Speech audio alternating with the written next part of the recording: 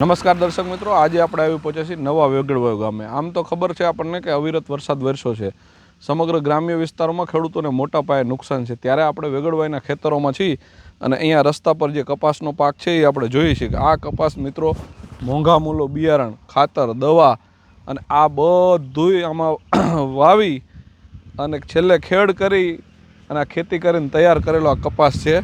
એની મજૂરી કરેલી હોય, એના ઉપર જે મજૂરી કામ લાગ્યું હોય, તેમ છતાં ખેતી કામ લાગ્યું હોય। આ મિત્રો મારા નોલેજ પ્રમાણે તમને કહું ને તો ખેડૂતે વીઘે 15-20 હજાર રૂપિયાનો ખર્ચો કરી નાખ્યો અત્યાર સુધીમાં। અને 15-20 હજારનો ખર્ચો કર્યા પછી આવી રીતે વરસાદ થાય એટલે પહેલાં હું આપને એ કહીશ કે આ કપાસનું આખું ખેતર છે, કપાસના પાકમાં ખેડૂતને નુકસાન થયું છે। હવે આનું કોણ સર્વે કરશે? સરકારમાંથી તો હજી સર્વેના આદેશ થયા નથી, તો આ ખરેખર સર્વે ક્યારે થશે? આ કપાસ ખરેખર ખેડૂત પાડીને બીજું કંઈક વાવશે ત્યારે ખેતરો સુધી આવશે। આ બાજુમાં રોડ છે, કેમેરામેનને એ કહીશ કે રોડ બતાવે, ડામર રોડ છે, વેગડવાઈથી માલણિયા તરફ જતો આ રસ્તો છે। અને આ રસ્તાની બાજુમાં આ પાણીનો યોગ્ય નિકાલ ન કરવાનો થઈ કે કોઈ યોગ્ય આની વ્યવસ્થા ન થઈ હોય, રોડ બન્યો હોય ત્યારે ઊંચા રોડ બન્યા હોય, ખેતરો નીચે રહી ગયા હોય, જે થયું હોય તે આપણે એટલા માટે આ બતાવીએ છીએ કે આ કોની બેદરકારી છે।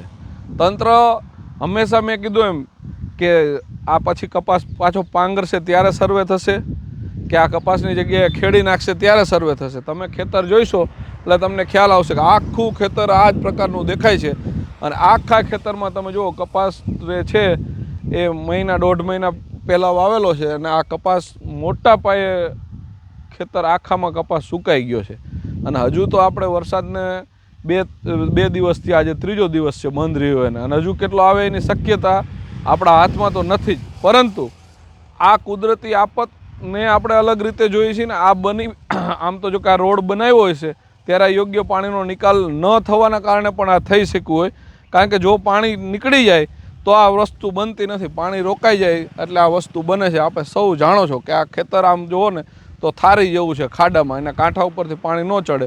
એવી જ રીતે આ રોડ છે ને એ હાઇટમાં છે અને ખેતર નીચે રહી ગયું છે, એટલે આ પાણીનો નિકાલ ન થાય તો આમાં કાંઈ પણ વાવે તો આ જ પરિસ્થિતિ થાય અને ખેડૂત વારંવાર આમાંથી જે કંઈ વાવે તેમ છતાં પણ એને યોગ્ય વળતર ન મળે, પાક ન થાય।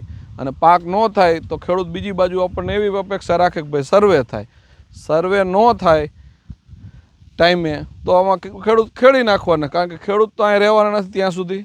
તમે સૌ જાણો છો આવી રીતે હજારો ખેડૂતોના ખેતરમાં પાણી, આ એક ખેતર સેમ્પલ છે। ગઈકાલે મેં કીડી અજીતગઢના તમને દ્રશ્યો બતાવ્યા હતા, માલણિયાદના બતાવ્યા હતા, આજે વેગડવાઈને આપણે બતાવી છે। આપણે એટલા માટે બતાવી છે કે તંત્ર વહેલી તકે જે પ્રજાના પ્રતિનિધિ, પ્રજા ઉપર જે ખરેખર આમ તો જોઈએ કે આપણે એમ કહીએ છીએ ને કે જે અધિકારીઓ અને બીજી બાજુ ચૂંટાયેલા પ્રતિનિધિઓ આ બંનેથી તાલી પડતી હોય છે। આ પ્રજાના પ્રતિનિધિઓ માત્ર મત લઈને વહી જવા નથી, આ ખરેખર ખેડૂતને તમારે આ પરિસ્થિતિ બતાવવાની છે કે ભાઈ સરકાર આ છે ને યોગ્ય સમયે આનું મેં કીધું એમ કે સર્વે થાય, સર્વે થાય તો તમને ખ્યાલ આવે કે ખેડૂતને કેટલું નુકસાન છે।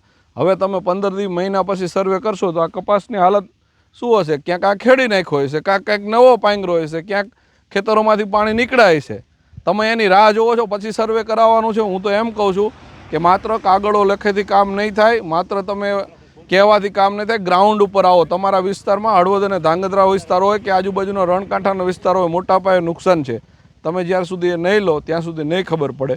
અને મિત્રો, ખેડૂત મિત્રો જે જોઈ રહ્યા છો એ વિડીયોને વધુમાં વધુ શેર કરજો એટલે સરકાર સુધી પહોંચે તમારો અવાજ।